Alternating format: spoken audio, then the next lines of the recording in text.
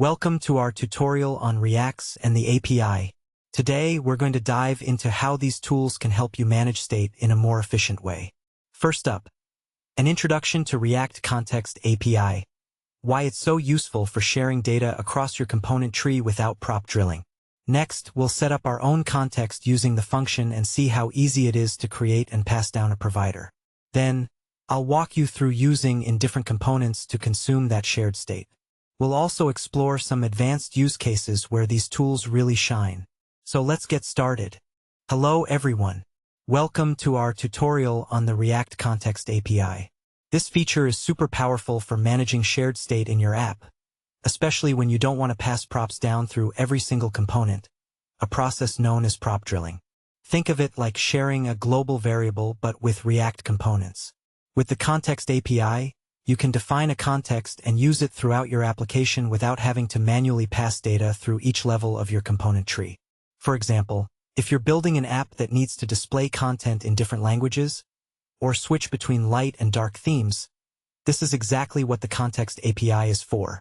And remember, starting from React version 16.3+, it's built right into the framework, making it super easy to use. Hello everyone. Today, we're diving into the wonderful world of and the Context API in React. So why should you care about them? Well, let's break it down.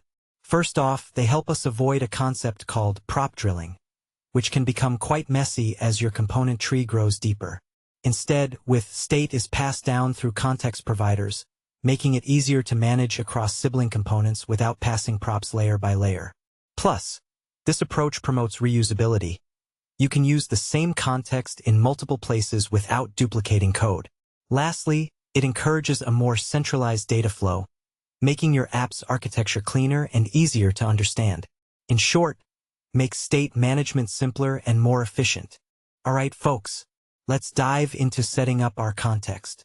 First things first, we import from the React library. This is crucial as it allows us to create a context that other components can consume. Next, we define our context by calling and passing in an initial value. Let's go with light for our theme context. So here's what our code looks like. We import from React, then we create a constant called, which is the result of calling. This sets up our initial theme as light. Easy peasy. This context will help us manage state across multiple components in our application. Welcome to our tutorial on using in React. So let's break it down. The hook allows you to access context values directly within your functional components without needing to pass props through a chain of parent-child components. To make this work, you need to create a provider component that wraps the components consuming the context. This provider component uses the function and a component to pass down the context value. Inside any consumer component, you can simply use with the context object as an argument and voila, you get access to that value. For example, let's say we have a global theme switcher. The provider would manage the theme state, and all child components could easily toggle themes just by using. Easy peasy. Welcome to our next step in setting up the provider component. When using React's Context API, we wrap our entire component tree with a.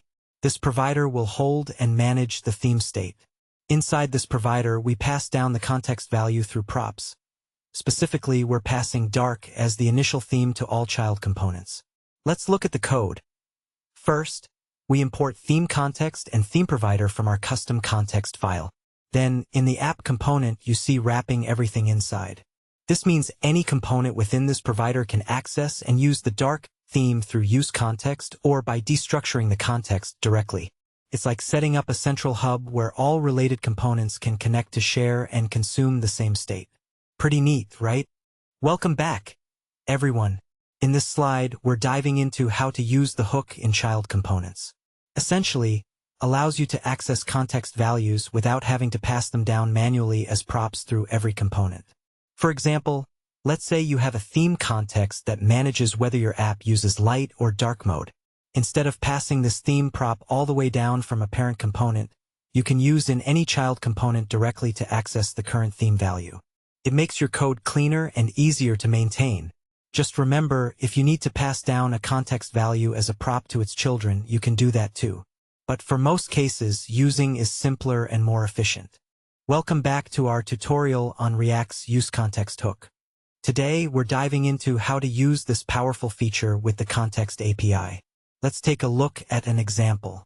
Here, you see we import theme context from /theme context, which is where our theme context is defined. Inside the theme display component, we use the useContext hook to access the current theme. This theme value gets displayed in an h1 tag as current theme. Now, this setup allows any component that imports theme display to automatically get the current theme without having to pass props down manually through each parent component, making our app state management much simpler and cleaner. Welcome to our Advanced Use Cases section. Today, we'll dive into how you can take your React app to the next level using the Context API and useState. First up, let's talk about combining these tools for dynamic context updates. Imagine you have a shopping cart that needs to update in real time as items are added or removed. This is where context and useState shine together. Next, we'll explore integrating with Redux-like patterns. This approach helps manage complex state across your entire app efficiently, making it easier to handle large-scale applications. Lastly, let's discuss implementing custom hooks for reusable context logic. These allow you to encapsulate common context operations, ensuring your code is clean and modular. By mastering these techniques, you'll be well-equipped to tackle any React project. Alright, let's wrap up what we've learned. First off, the Context API in React is a game-changer for managing state in large applications. It simplifies how you share data between components without prop drilling.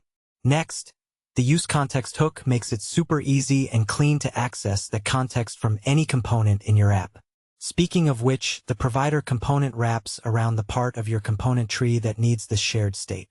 Lastly, you can combine Context API with other React hooks for even more complex scenarios, giving you ultimate control over how data flows through your application. That's a wrap on our Context API and useContext lesson. Stay tuned for more tech tutorials to level up your skills.